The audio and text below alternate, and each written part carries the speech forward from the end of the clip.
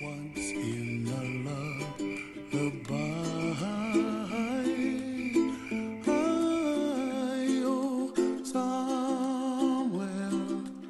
over the rainbow, bluebirds fly. We don't know about the truth, but we know something about the truth, and that is that true is something that is a personal opinion. So what is true for you is not necessarily true for me, and that we don't have to fight for the truth. Because if we started this fight, we are lost in a forever lasting war between us. So let us respect that we have different kinds of truths. And I cannot put my truth into you. You have to define and put your truth into yourself.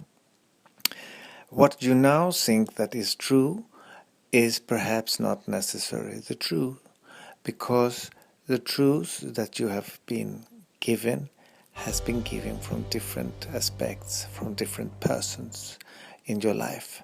Perhaps it has been given from your fathers, perhaps from your friends, perhaps from the school.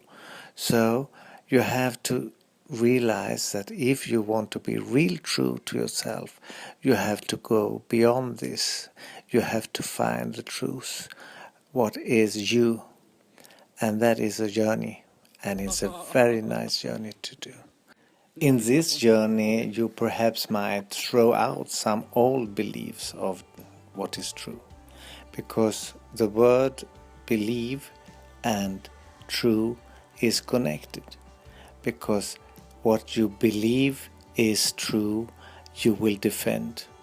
But if it's necessary to defend it, you have to put yourself that question: why are you defending your truth? Is it because you want some personal advantage of having this truth? Or if it's because it will have a benefit for more people, for a bigger community, and perhaps also for our evolution in the future. So you go on and start with questioning yourself. What is true for you today? If you remember, we talked a little bit about that everything is changing. So the truth is also nothing that will be there forever. If we talk about your personal truth, of course there can be something or some truth that is more profound, that is more forever lasting, like everything changes, for example. That is one of the more permanent truth. The truth that there are existing a God or not, that is changing from time to time, and it will change inside of you as well, because sometimes you may believe it and sometimes you don't believe it, and then you call it a lie. If you don't believe, it's a lie, and if you believe, it's true.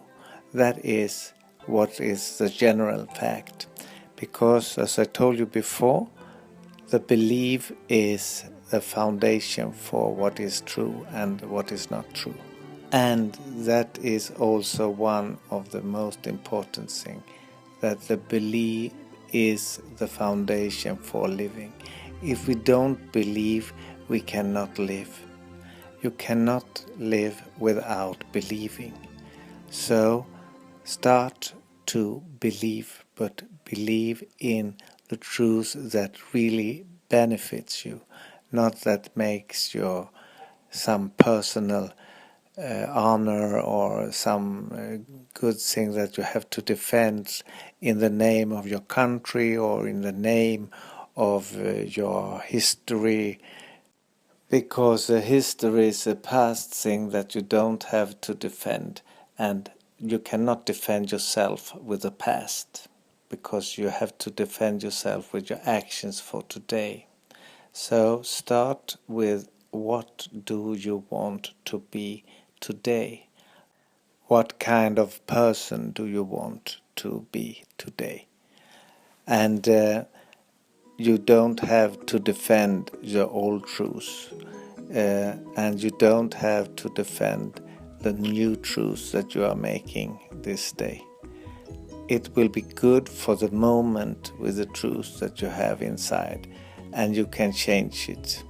The problem is just that if you change your beliefs or your true words all the time, they will call you a liar because you are so often changing, so they don't know where they have you or what you are thinking, and people want to have some control over you. That is necessary for them, for their existence, to have control over you. But we don't exist like that because we want to build up something in a chronicle line and a logical line. So perhaps it's better to build up some good beliefs that you also can work with on a more long perspective. Because if it's more long perspective, you will have the respect and people will call you for a true person. That is so simple. So you have to stick with some truths and beliefs. But when you present them, you don't have to present them as a complete truth. You can present them as your idea about what you want to become or what you want to be. And of course, you can make a list of them.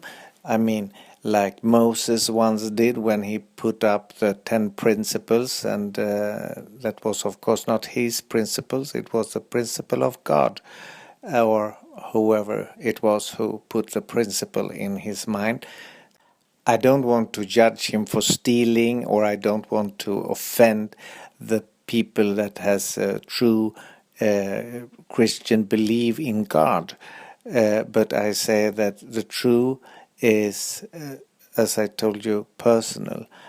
The problem then will be that you cannot just stick to the words that you are true. You have to show it in actions. So you don't have to convince people too hard about it, but you have to show it for yourself in your own actions that you also can live a true life according to your beliefs and principles that you put up. Sometimes you also have to put yourself the question, shall I be true in this moment or not? Because sometimes you can put your belief and your truths on people so that you will make damage to them. So you have to be careful because you don't want to hurt people with your truth. And if you put it on the table, you have to be very sure that you just tell them that it's a personal opinion that you have. It's not the truth. That is important. It's a personal opinion, and for you it's the truth. And that is a very big thing to remember. And it has to be space for the other person to have his truth presented as well, without putting him down or making him worthless or something like that. So don't put people down with trying to convince them about your truth. For me, talking is not the way of being true. It's the actions that makes a really true person and make myself really true. If I act and can manifestate my actions, and then I can go back and say to myself, was this true or was it not true? Sometimes I do a lot of mistakes in this, so I have to correct myself. And then one of the important things with the truth is also to forgive. To forgive when you are not true, when you made a lie, because we do that. We make a lot of lies in front of ourselves, and that is okay, but we can go on lying and lying and lying, or we can have a choice to be aware about it, and then perhaps next time we will do it better and correct it. So be true to yourself. That is one of the first principles in the Toltecan wisdom and knowledge. If you can do that and work with that and face yourself, face your values, perhaps you have to put yourself questions, why do I keep these values? Normally you keep them because you are afraid of something. You are afraid of losing something or missing something. So being afraid makes you make lies. When you are afraid of your papa, he's going to beat you, perhaps you will put a lie on because you don't want to have this violence.